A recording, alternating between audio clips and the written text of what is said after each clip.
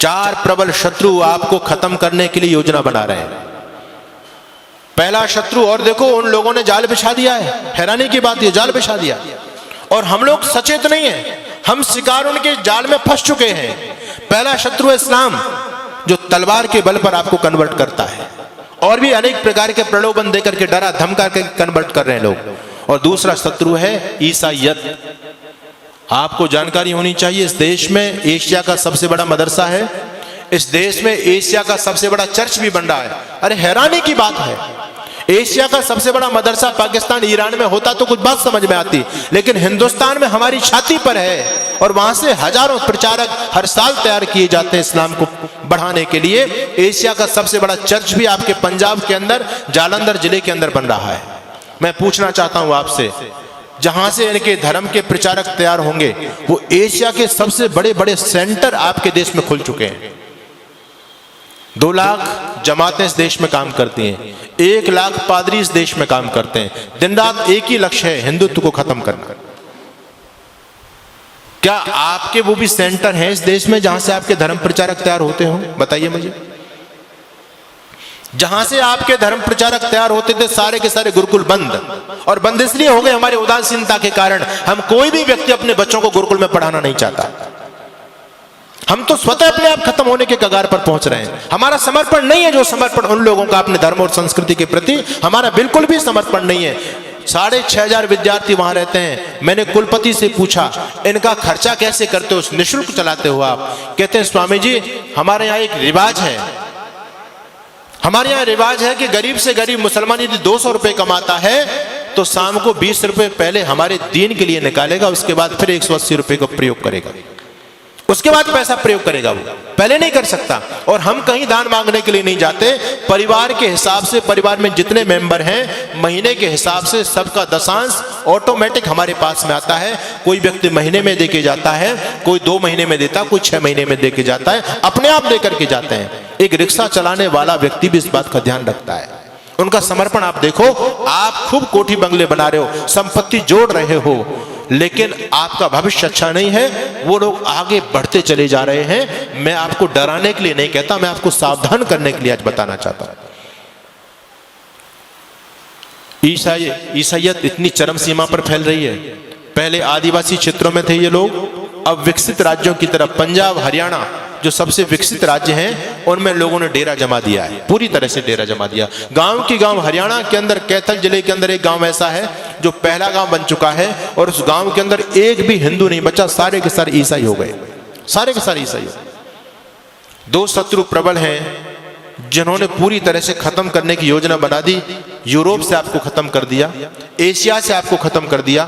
अब दोनों जो प्रबल शत्रु हैं आपके दुश्मन, ईसाईयत और क्रिश्चियनिटी, इन लोगों का ध्यान केवल भारत देश की तरफ है, और उन लोगों का ध्यान केवल आप हिंदू लोगों की तरफ है। दोनों में प्रतिस्पर्धा हो रही है कि कौन ज्यादा से ज्यादा हिंदुओं का सफाया करेगा, कौन इनको ज्यादा से ज्यादा ईसाई बना पाता है, या हम इनको मुसलमान बना पाते हैं। दोनों वर्ग बहुत बड़े टारगेट लेकर के आपके बीच में काम कर रहे हैं। तीसरा शत्रु है कम्युनिस्ट विचारधारा। ये इनसे भी ज्यादा घातक है, इनसे भी ज्यादा घातक इसलिए है कि हम इनको शत्रु समझते ही नहीं। क्रिश्चियनिटी और ईसाईयत को और इस्लाम को हम शत्रु मानते हैं, लेकिन ये जो कम्युनिस्ट विचारधारा है, ये अंदर अंदर देश की जड़ों को खोखला कर रही है। उनसे भी ज्यादा खतरनाक है। इनका नाम शमशेर खां और ये नहीं मिलेगा, इनके नाम आपके ही नाम मिलेंगे, मारकंडे काटजू। नाम सुनकर के आपको लगेगा कि ये तो कोई ब्राह्मण है, अपना ही भाई है।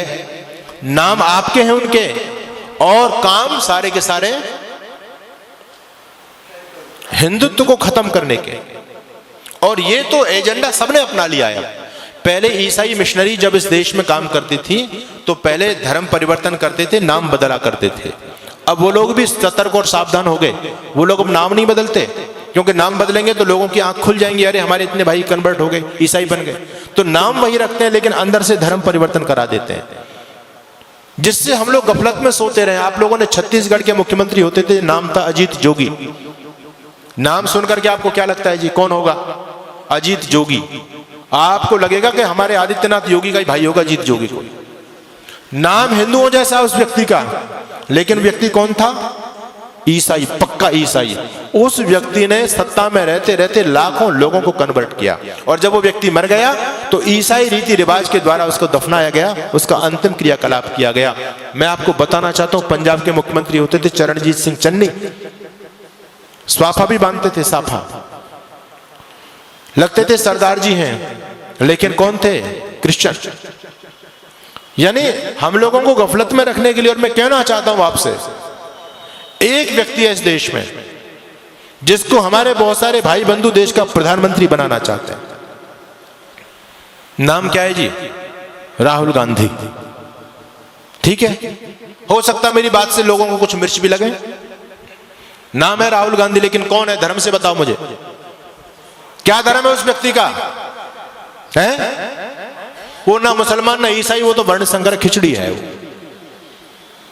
उसके दादा परदादा कभी मुसलमान थे, फिर उसकी माँ ईसाई थी, वो हिंदू तो है ही नहीं। लेकिन हैरानी की बात यह कि हिंदू उसको प्रधानमंत्री बनाना चाहते हैं।